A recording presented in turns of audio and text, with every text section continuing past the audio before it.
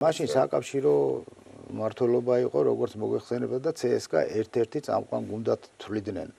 ისა რა ქვია რუსები, ესე ვთქვათ, იმიტომ რომ ვისაც უნდა და ჯარში წაიყვანდნენ და ეს არის რა ეს უნდა არმიაში გაწევა ძნელი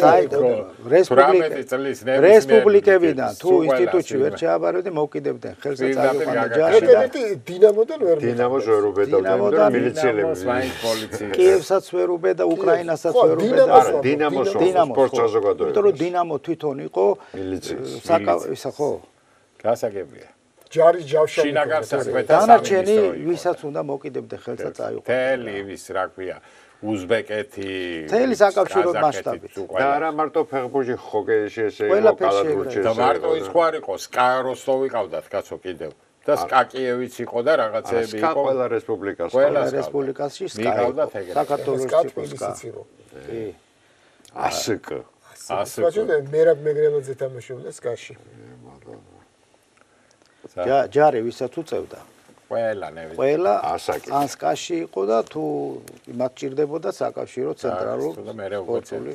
ანუ სკამი იმხელა იყო. ხო და აი თქვენ როგორ გაიხსენებთ ხა ამ ჩემპიონატს?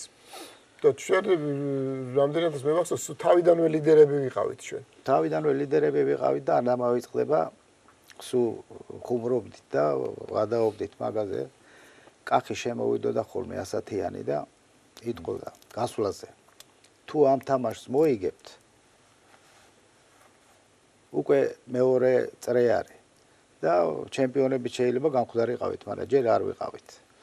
თუ ამ თამაშს მოიგებთ, ვეცდები რომ ყველას მანქანები გაგიკეთოთ.